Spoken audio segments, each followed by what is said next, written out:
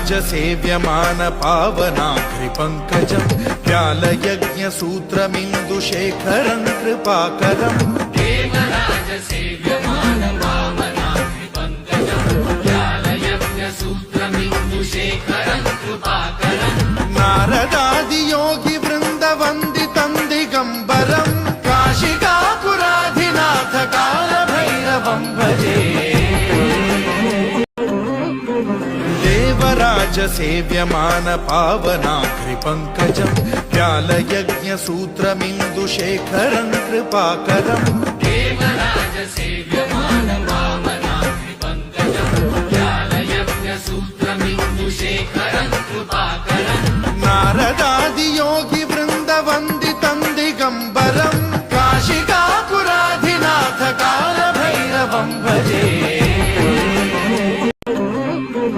देवराजसेव्यमान पावनाग्रिपङ्कजं व्यालयज्ञसूत्रमिन्दुशेखरं कृपाकरम् देवराजसेव्यमान पावनाग्रिपङ्कजं व्यालयज्ञसूत्रमिन्दुशेखरं कृपाकरम् नारदादियोगिवृन्दवन्दितं दिगम्बरं काशिकापुराधिनाथ कालभैरवं भजे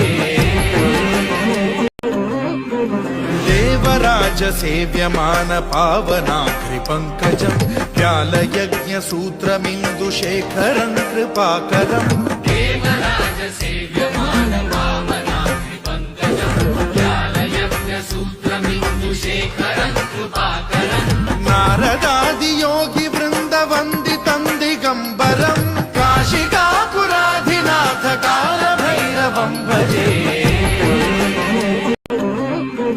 देवराजसेव्यमान पावनाग्रिपङ्कजं व्यालयज्ञसूत्रमिन्दुशेखरं कृपाकरम् देवराजसेव्यमान पावनाग्रिपङ्कजं व्यालयज्ञसूत्रमिन्दुशेखरं कृपाकरम् नारदादियोगिवृन्दवन्दितं दिगम्बरं काशिकापुराधिनाथ कालभैरवं भजे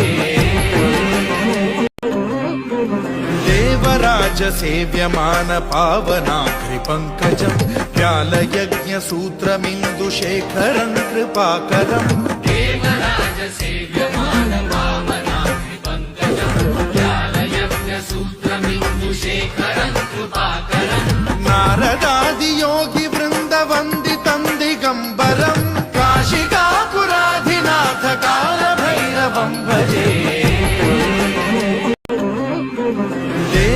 देवराजसेव्यमान पावनाग्रिपङ्कजं व्यालयज्ञसूत्रमिन्दुशेखरं कृपाकरम् देवराजसेव्यमान